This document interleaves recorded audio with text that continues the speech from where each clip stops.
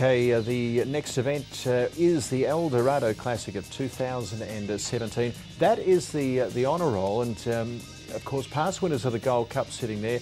Bahana 2:16 and Keshwar in 2:14 just goes to show how significant this race is in the whole puzzle of the Gold Cup, which is only 3 weeks away. Last year Bahana won it by a nostril. Beat Guru, I think it was. Beat him by a nostril. That's the honour roll. Bahana, Seabrose, Keshwar, Musketeer, Devonshire and Lazar. And Seabrose, sadly, I think may well have been the last winner for Tim Bell. If it wasn't the last winner, it was certainly towards the end of his life, which was sadly lost a short while after that. Terrible time in Singapore. Now, El Dorado Classic, Singapore Group 3 race 7. Perfect P up the top there for Michael Rodd, Blue Swede. These are horses heading towards the Gold Cup. Emperor's Banquet, Big Brother, Order the Sun, Song to the Moon, another one that we don't expect Pike to ride. Magstock for Cliff Brown. Cliff's got some great hopes here. Mr. Fat Kid in the field has drawn very favourably in gate number 2, unlike Magstock.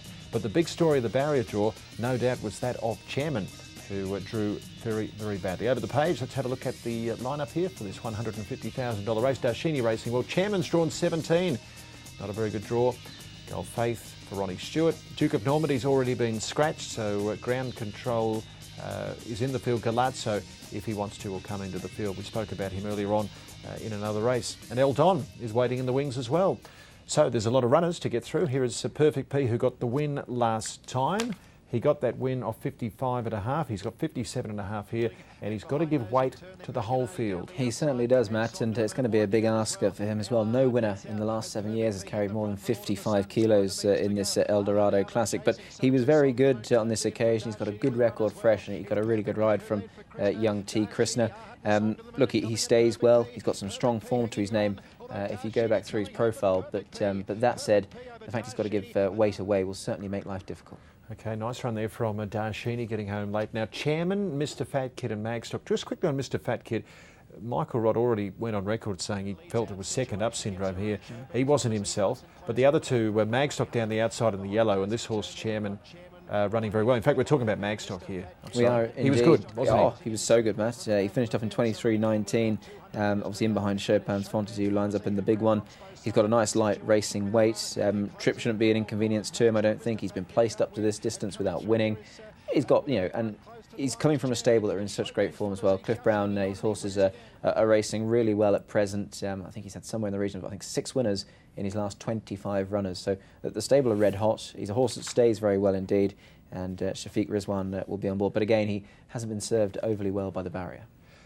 Sarab's having a good season, 2 wins in Singapore from 6. Let's have a look at his recent trial. He ran 3rd. Perfect P and Big Brother both coming through the same trial. Now, Perfect P, on this occasion, he did settle rearward. We'll run the tape on this, and Sarab was sort of doing it out towards the front. Perfect P, I suppose just an average trial. He can be a bit hard to catch on the training track, can't he? He can actually. He's never an eye-catching workhorse at all. In fact, he's more than likely going to be ridden along in his track work. But this horse, Sarab, is very, very progressive. He's only had half a dozen starts, 2 wins. He was a mile winner in his native Argentina. He's actually bred to get over plenty of ground. He's a son of Heliostatic. He was actually the first winner for the great Galileo. So there's plenty of stamina in that pedigree. He goes up in trip. Matt Caldy on board at the lightweight here for Ricardo Lagrange. So a nice ride for Matt to pick up, and he's clearly very progressive indeed. Chairman stamped himself as a Gold Cup contender with a big win last time where he beat Mr. Fat Kid. Darshini and also El Don coming through the same race. Now, first things first, Chairman from that win last time will drop 3 kilos. Mr. Fat Kid will drop 6.5. So there's a 3.5 kilo swing in favour of Mr. Fat Kid.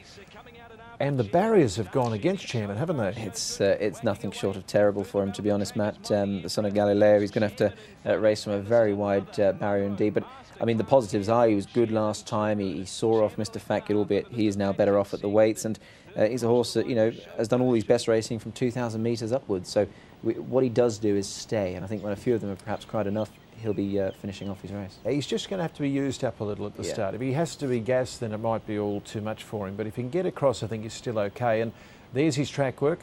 Of course, Lee Freeman losing Lim Samurai, who was another terrific Gold Cup contender. He won't be there in the Gold Cup, but this Chairman still on track. And Mr. Fat Kid, he's got reasons why he can turn the tables, I think. Oh, he certainly has. Look, he's got solid claims indeed. There's no reason why he can't.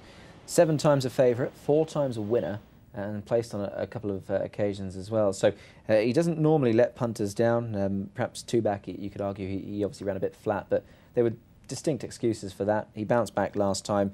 He's well into the weight. Craig Grills has won on him already. Bags of positives. I think we could talk about this race for 15 minutes because there's so many horses I'd like to chat about. Blue Swede, who of course placed in a Gold Cup last year, he can't be ruled out. No. I mean, he's been running around in much better races. He's running around in the Kranji Mile. What about Gold Faith?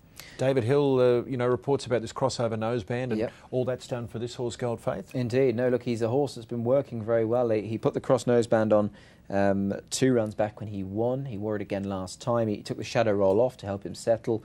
You know, I think he could well go a little bit underestimated, this horse, and Ronnie Stewart will ride, and yeah, look, I don't think he's out of it with a very light weight. And this is the ride that Ronnie's come over for, really, isn't it? Well, yes. I mean, you know, it's obviously a nice ride to pick up, and you know, having read a nice article on the website, both he and David Hill have teamed up to success in the past, so they'll be hoping to do it again, perhaps. And what better race for Ronnie Stewart to win than the horse that made him famous in Singapore, El Dorado. Of course, this is the El Dorado Classic.